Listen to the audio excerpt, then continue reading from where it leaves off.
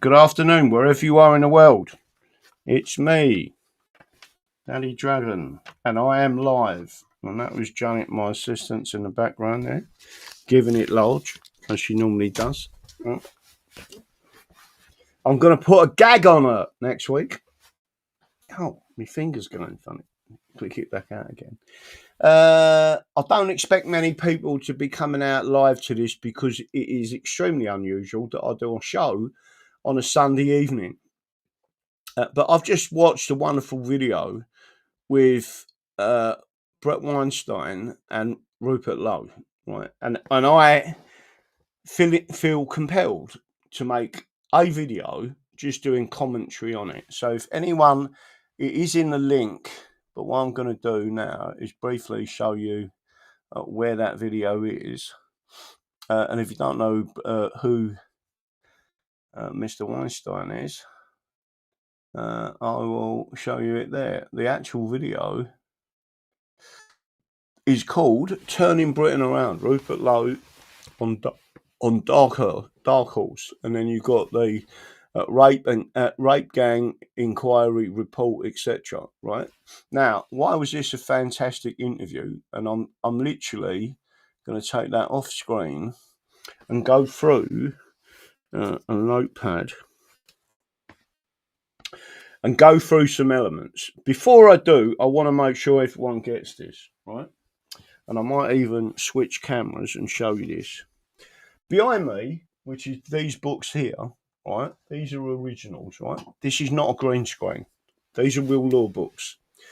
And what you get from me is the Constitution from the eyes of the subject of the realm, not from a judge who is a crown servant, and certainly not from civil service that are crown servants, not from the police that are crown servants, not from the CPS. The name itself tells you Crown Prosecution Service. So I'm telling you what our Constitution is from a normal, everyday working man, right? That just happens to have a very good interest in law. This is an original, right? And again, I'm only showing you these so you understand what this is. So what I'm going to do is show you this. And I'm going to show you a series of books. The reason I'm doing this is so you know that what you're getting is factual information, right? And again, this one is so old it started to fall apart, right? It's going to cost me a couple of £100 just to repair that book. The Constitutional History of England, this is volume 3. From the accession of Henry VII to the death of George II, and then it goes through the whole of the Constitution by Henry Hallam.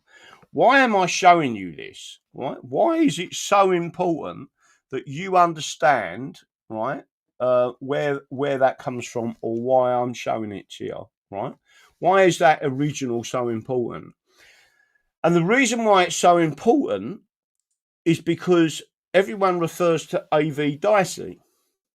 A.V. Dicey learnt the Constitution from this book, right? And others, which I'll go into, but that's where he learnt it from, right?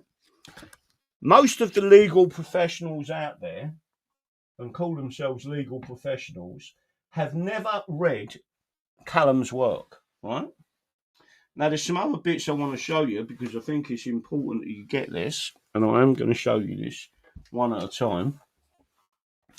There's a book, right, literally by Hamlin Lectures, John Law's The Common Law Constitution, right? Really important book because he was a fantastic judge. Not only was he a fantastic judge, he was also Dominic Cummings' uncle, right? So the Hamlin Lectures Constitutional Fundamentals by another great of ours who is equally as good, as A.V. Dicey, Sir William Wade. In this book, he explains the situation about the Union, right? Now, again, I'm saying I am willing to compromise as long as we go full on, right? Not to get involved with any form of devolution, which is, again, the name of it has been changed, and it used to be called regionalisation. Once you start to suss out what that means, they change the name of it, right? Here's another book, but this is a reproduction of the book because I still can't get the original copy. The Law of Parliamentary Elections and Election Petitions, with suggestions on the conduct and trial of election petition, forms and precedents at president, listen to that, stare decisis, and the statutes bearing on the subject, right? And again, the reason I'm showing you this is because you need to know who this was written by. The Law of Parliamentary Elections and Election Petitions. Some of this I used in the High Court and won. I will guarantee, and this is not being negative to Rupert Lowe, that his legal professionals have not researched the Constitution and elections in the same way I have, right? And I am a paralegal, right? So in other words, I do understand how to read law and how to present law in the High Court, right? And there you've got the whole bit, tells you what it was, who it is, by Sir Hugh Fraser, and it tells you who, why, and why they actually made that. And that one there, if I remember rightly, that was actually printed by the publishers in 1922. Right, now, crucially important, there's another book here. This is an original. This is calf leather. Why am I showing you this again?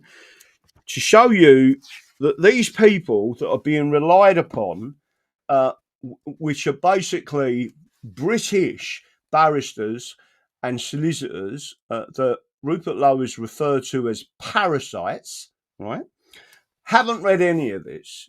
They do not understand where our constitutional laws come from in reference to parliamentary elections. And twice I beat King's Counsel in the High Court, right?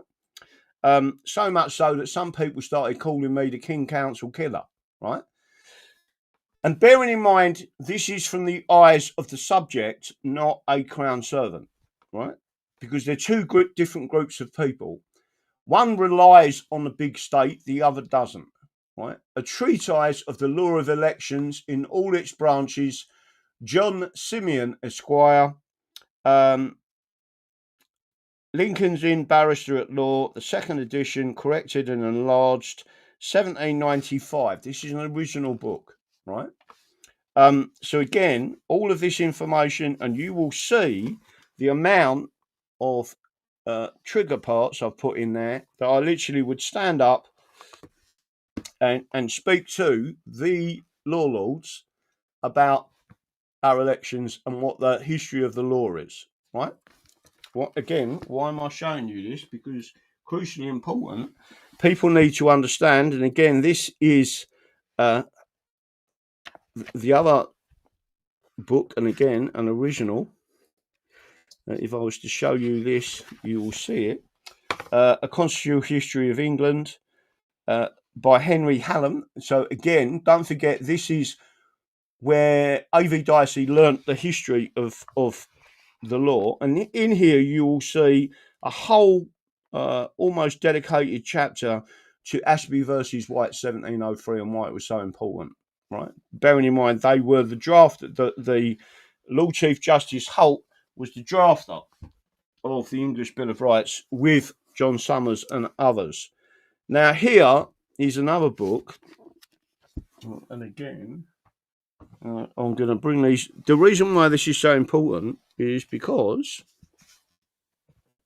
A.V. Dicey, and I haven't got his book in front of me, it's the only one I haven't. A.V. Dicey changed his mind on the Union, right? Now, why he changed his mind, which is really important, and he became completely against it because he realised what was actually happening to the nation of England and the nation of Scotland as two separate groups of people. That Roman law, in effect, had started to be the cancer, and that was brought up by Rupert Lowe. Not in he didn't frame it in that way. He mentioned that there is a cancer within our society. And one of the things that A.V. Dicey and Sir William Wade both said, and various other scholars in the past have all said, that bringing Roman law into an English parliament was possibly the worst possible thing you can do, right? Because it is a cancer. There was a conversation, which I'm going to start going through now, and I just want people to really understand what they were saying. They was talking about organised crime running things. Everyone should be aware, when I was in a high court, I actually said that to the judges, right? That this is organised political crime, that the election process has been criminalised. It is a fraud on the people, and it's various ways, and postal votes is a distraction, right? A bit like, and again, I've tied this into COVID. Postal votes is a bit like the people.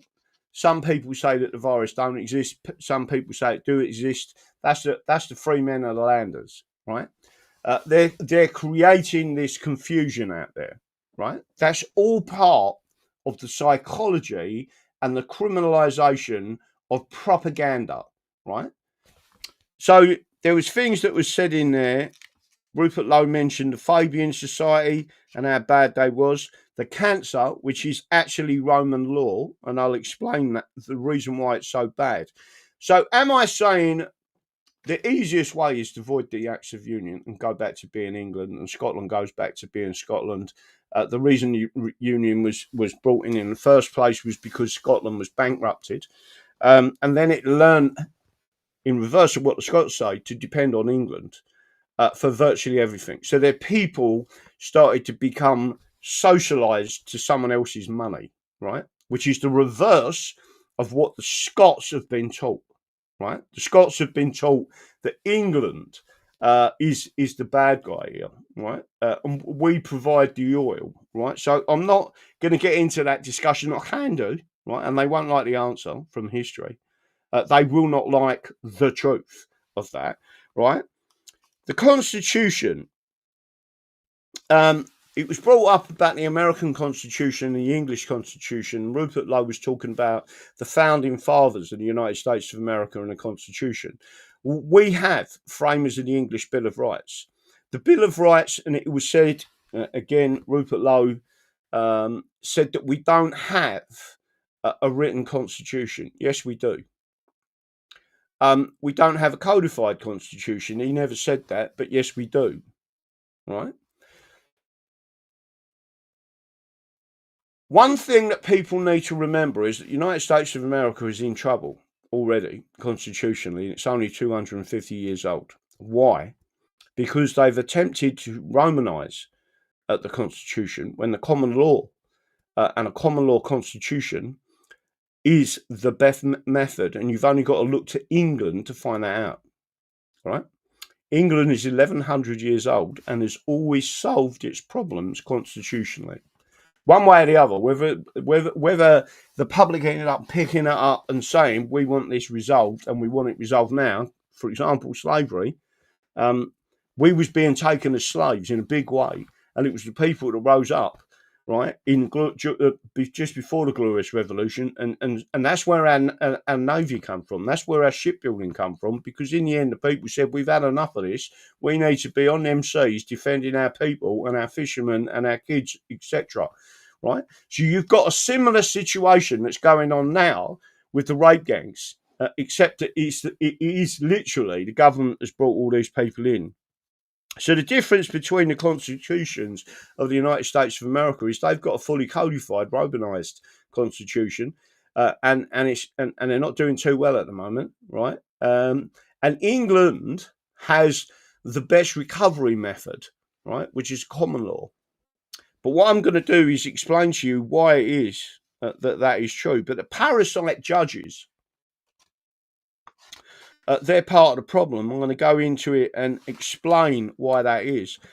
Rupert Lowe mentioned AI, and AI could very easily take out the legal profession. And I agree entirely, as long as it is fully loaded up with the archives of the English Constitution. not what's currently being presented. Because it's being presented, garbage in, garbage out, right?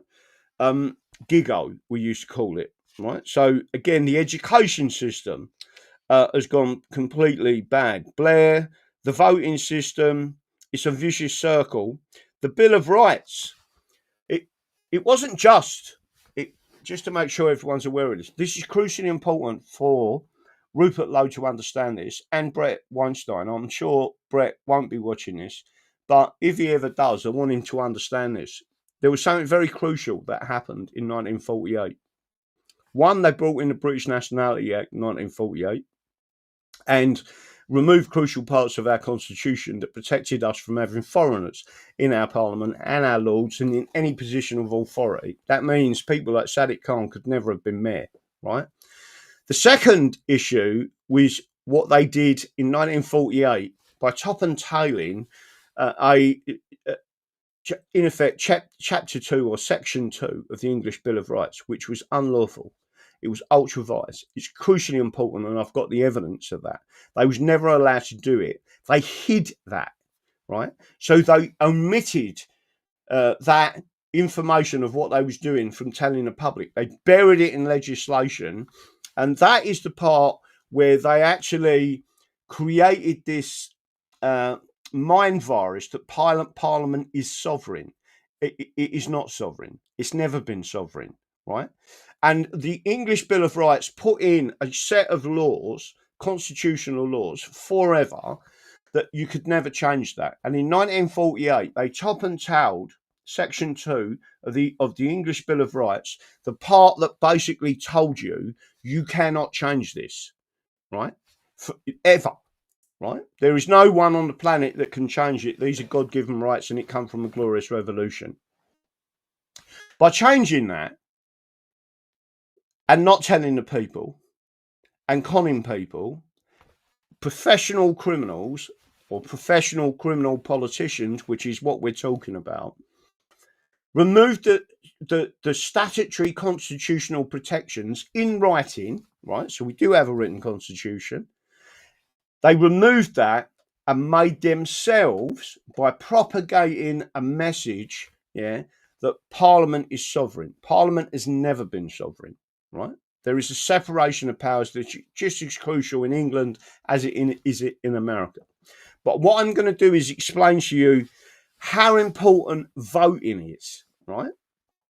Constitutionally, going back to the Act of Settlement of 1701, there is a process called an address, right? It used to be called impeachment. And they put that in place so we can get rid of organised criminal judges, right?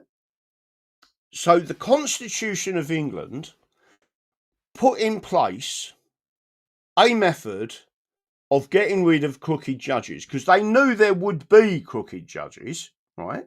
But they didn't want a single person, meaning the Crown, to just remove judges who didn't go in his favour, right? Which is what was happening before the Glorious Revolution. That's why they put a stop to it.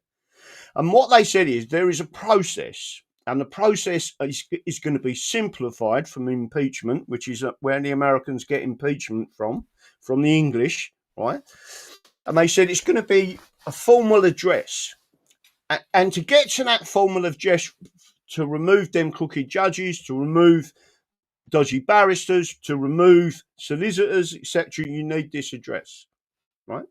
And again, if you look at the history of election law, barristers and solicitors were barred from becoming members of Parliament until they'd been out of the profession for 18 months. I bet there's none of his solicitor friends, meaning Rupert, to apologise, of his solicitors and barrister friends are telling him that. Oh yeah, did you know, Rupert, that we was barred from entering Parliament for 18 months? I wonder why, right? Because they know what the law is. They're just as criminal as the actual politicians. You've got two groups of people that have sided with each other to take our rights from us. That is the legal profession and the politicians that were created as a political profession. And that's where the criminalisation really kicked in, was in 1911. with the Parliament Act of 1911 when they started paying MPs, so created a profession, right? That's what actually happened. We've gone all through these laws and know exactly how to deconstruct what they have created as a criminal enterprise, right? So getting back to the voting situation and why it's so important,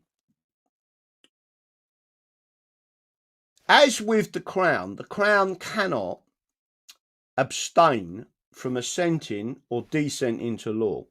It has to make a decision either way. It has to be a yes or a no. They cannot abstain. And where the franchise was extended to the people in the 1800s and then further in the 1900s when we extended it to women as well, right? It is so important that people vote because the Constitution put in place a method of the people putting a representative in Parliament, their own representative, constitutionally, that could then make an address to Parliament and then to the Crown to remove these dodgy judges. That's the only way you can do it without violence, right? That's the only way you can do it without violence. And we put that in place because we are a nation of 1,100 years of laws and constitutional laws. So what they did was they decided to start to corrupt the voting system and corrupt the Constitution of England via, so the two things work together, right? Like that. And as they corrupted the election process, they then corrupt the judicial process. They then corrupt the institutions stage by stage. That is the Fabian method, right? That's what I'm describing to you, and I'm telling you how they did it, right?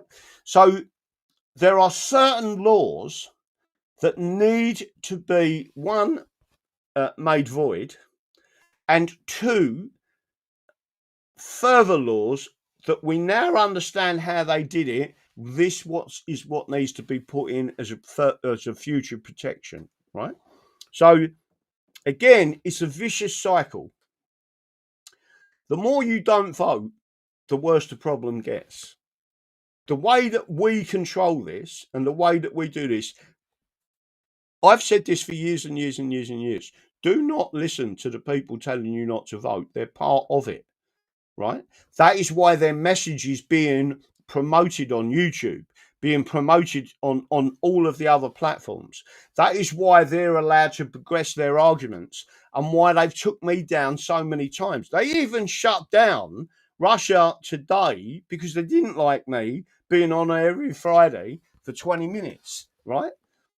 And no, I'm not kidding you. Go and ask people how many people watch me on Russia Today. I still see people in the street 10 years ago, right, when I was on there, explaining the difference and just telling it as it is, right? Now, it's crucial that people understand the Bill of Rights cannot be changed, right? It is unlawful to take any of its provisions. It protects all of our laws going all the way back, right? So why did they take out the top part and the bottom part of Section 2 of the English Bill of Rights?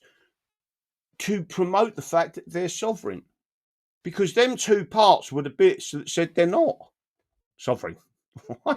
So what is the easiest solution? We'll remove it and don't tell people we've removed it and then just promote that section that's left. And we just tell people that we're sovereign and they'll believe it, right? That's what's gone on. Now, Rupert Lowe, I can see is a genuinely nice person, right? 100%. I'm seeing him being attacked. I'm seeing his team being attacked. I'm seeing the people that voted for him and campaigning for him being attacked as Nazis. That is complete and utter nonsense. And the only reason they're doing that is to stop the propagation of the truth, right? I can tell you other people that have been vilified in the same way. David Irvine is one of them, right? Because the people propagating the truth and telling you the whole truth and nothing but the truth, right? they're the ones who were shut down in a big way, right? So the Constitution, I've got to make sure I say this to everyone, because there's a couple of things that Rupert Lowe is being wrongly advised in some areas, right? We do have a written constitution, right? This is the Halsby Statutes, 4th edition constitutional law. If we don't have a written constitution, what is that, right? But we haven't got a constitution in a single codified document, and nor do we want one. The people that were put in place to regulate our society and our constitution, right, and throughout history it's always been the same, are the judges, right, who operate as the lions under the throne. The lions are the beasts of law, right, that operate for the crown, the king, or if you go back to Cromwell, the people and the Commonwealth, right? That's what them judges are in place for. They are not there. They're there to be independent, without fear or favour, to listen to someone like me, right, a constitutionalist, presenting the law as it is and as it always should be, right, to them, and they should listen to me equally as they are anyone else, including the King's Council. One thing that you'll all notice is that under the election system, a single elector, one elector, as long as you're registered to vote, as long as you use your vote, even if it's Ashby versus White, 1703, right? I do not consent. You have used your ballot. You are entitled to, constitutionally, it is your absolute right, cannot be taken away, right, to bring an election petition hearing for unfairness against the returning officer, who is a crown, or she is a crown servant. The returning officer operates for the king, right? It's really important that people understand this. So when you don't vote, you give up your right to approach the Royal Courts of Justice and say there's a serious problem with our voting system. And the more people that bring that, is better than any nonsense to do with the Article 61 or any of this misguided nonsense that I'm seeing in the background, where people are abusing that process completely, right? There is no observance of due process with what they're doing at all, right?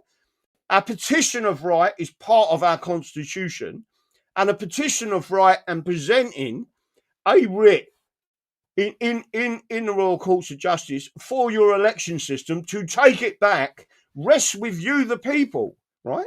The English Bill of Rights gave you that right. The English Bill of Rights gave you that right. And it could never be taken away.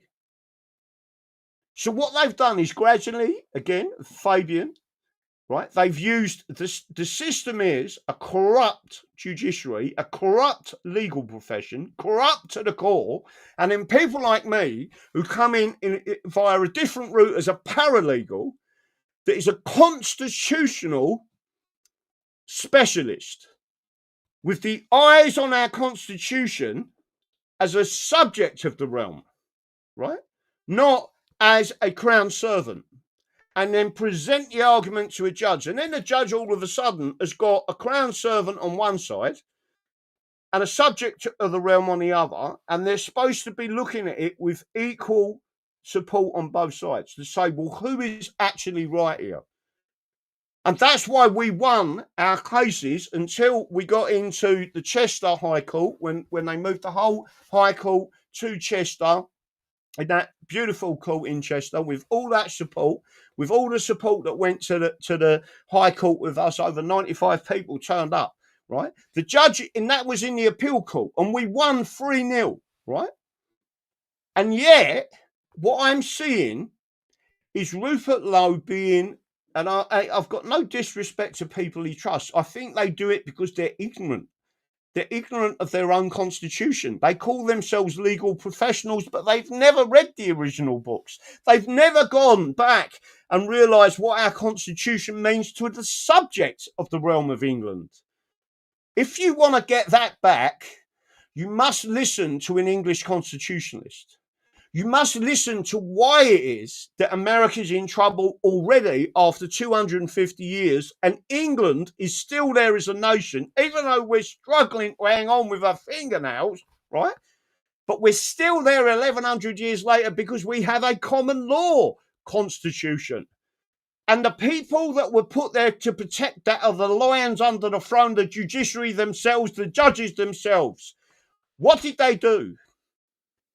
They then corrupt the election process because they knew that the way to safeguard the corrupt judges was to remove you from and everyday people from that parliament, because you had access to removing the judges.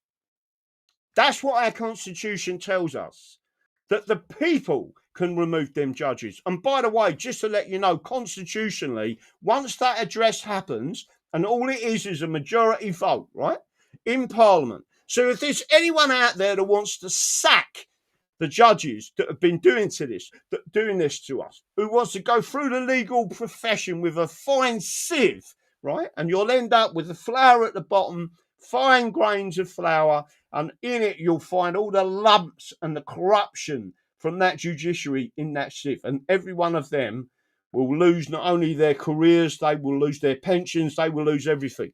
Listen, there's never been anything in the history of England more dangerous than the position we're in now, right? I can see the history repeating, and they want us, the people, to be at war with each other. And what we have to do is say, no, we have a constitution, we have the rule of law, and it is for the people to go out and vote and to get into that parliament and to back a group of people that are going to talk about the English constitution and at least understand it from a basic level. And you're not going to get that from people that have been educated, all right? Rupert Lowe's already mentioned that in that interview. Once you've been through, even the private education system is not teaching you anymore about the English constitution. Oxford University should be shut down, right? Should be completely closed. It is the center of the spider's web, right? And Cambridge is a close second, I've got to tell you, right? And the Fabian London School of Economics, they're all up there. And it is the education system where they have destroyed us. Listen, I come from an engineering background, and I just happen to love the law, right? I am trying to explain to people that you must vote. You must register for vote. It is crucial. And you've got a major election coming up in Manchester. We've just had a vote on it to say, so one, we have a candidate. Two, we got the money to go into it, and it's going to cost 10 grand. But we've been told in the background that another guy at Marham West, who is the father of one of the rape and torture gang girls, right?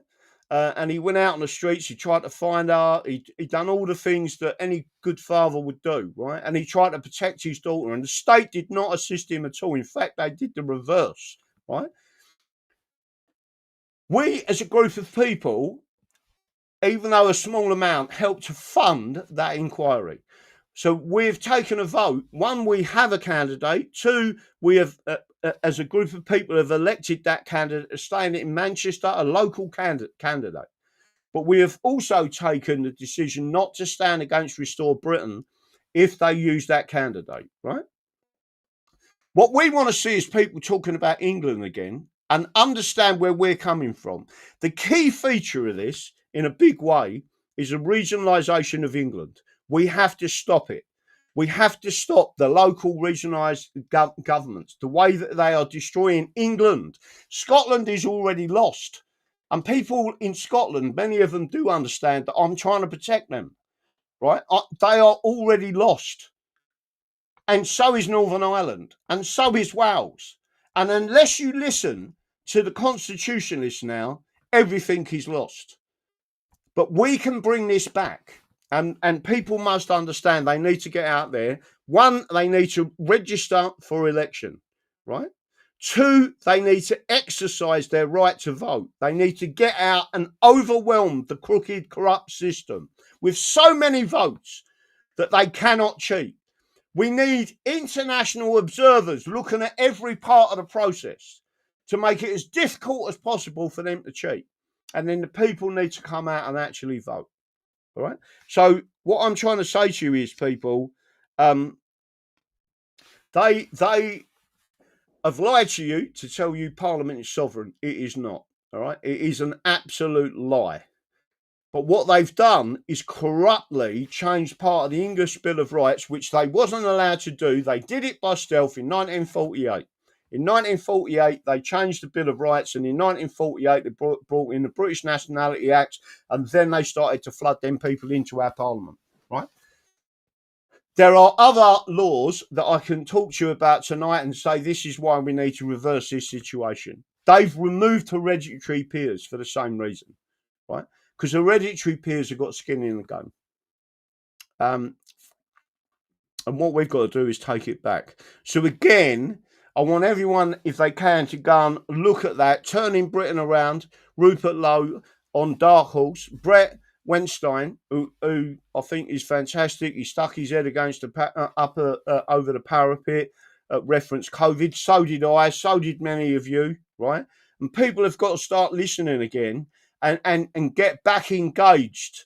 Because if you're not engaged with the system, trust me, the socialists and the communists and even some Nazis are engaged with the system, right?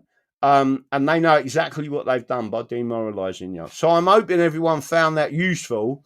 The link on Rumble. So if you're watching on YouTube, come across onto Rumble. It's the only true free speech platform, even better than X, which I've been banned from last year, even under, well, year before, can't remember when it was now. But follow me on X, right? English exit. What we've got to do is completely reverse, 100% reverse any form of devolution. We need to go back to the way we were being governed, and that's what we exported to America, right? There is a strong argument, right, that we 100%. You've only got to look at this logically, right? A common law constitution, not fully codified, right, in a single document. But people are not being taught what them documents are and what that law is, right? And they should be, and how it all fits together. That is missing from the legal profession's education entirely, right? It's a bit like teaching a chemistry teacher what the periodic table is, and then miss out carbons and miss out other parts of the periodic table. You haven't got the full picture. That's exactly what they've done with legal professionals, so-called legal professionals, right? That's all I'm saying to you. So I want everyone, if they can, to go and have a look at that. Again, there are things that are said by his team that infuriate me, right? But it's the frustration that they won't listen. But again, Rupert Lowe understands that we do have a constitution, even if he think wrongly, in my opinion, that he thinks that if we somehow codify it in one big document, that isn't the case, right? If you codify the constitution, you create a Roman law constitution in effect, even though it's governed by the common law as such. It leans more towards the Roman law than it does anything else, and you've only got to look at the Senate in America to see that, right? Whereas England doesn't do that. It's got a common law jurisdiction, and the judges are there to take the viciousness out of any bad law, right? And they can nullify law because of that. Again, the people, if they rose up tomorrow, a lot of people don't know if there's a riot anywhere, then the election is null and void, right? If you create a riot to do with an election, but all of these things people don't know exists from our constitution. And again, a single elector, a Makerfield, can bring an election petition in the Royal Courts of Justice to challenge the corruption of that particular election, just on the unfairness of the returning officer. But you must be in communication, because you need to show the judges that you was complaining about mainstream media not covering your candidate, right? The Royal Mail not delivering your leaflets, the police abusing you during your campaign, which is what happened to us. All of that got brought up, and the judges in the High Court read out the emails and said, I've seen the emails. Mr. Moore wasn't complaining after the election. He was complaining before the election to the returning officer. That's why they pushed it on. They said, he's done everything right and you haven't. You haven't responded to him, right? So don't think all judges are bad. And again, they swapped out abuse of process, our two original judges, because they could. We need to stop that, right? That's it. So does everyone understand what I've just said? So all I'm saying is go and watch that video. I've got a lot of respect for Bret Weinstein. Rupert Lowe's just gone up in my esteem after watching that, because he said so many things that I agree with, including, I believe, that if we get AI right at a local level for dealing with misdemeanors, and I'm not talking about removing juries or anything like that. I'm talking about the normal, just general process of law, and making sure that the original English constitution and the common law from our ancestors all the way up is all programmed in. So it's got access to every bit of that information, right? Not the nonsense that you're seeing on websites from British lefties writing what they say the law is, when it clearly isn't. That's the point. So again, I'm just saying to everyone, have a great weekend, or what's left of it. It's going to be a hot week this week. I'm really pleased that Bret has come to England. If he's in Devon, he can always give me a shout out. But fantastic that he has got together with Rupert Lowe and had that conversation. And remember, everyone, the Constitution is the solution. England is 1,100 years old as a nation. It's got 1,100 years of legal authority backing it up. It is a common law jurisdiction. And all these old books tell me that Roman law, whether it be a monarchy or a republic, doesn't last. The common law, monarchies and republics do last, right? So that's what we've got to make sure of. That's it. Good night, God bless, and I will see you all tomorrow night on my normal time slot at 8 o'clock.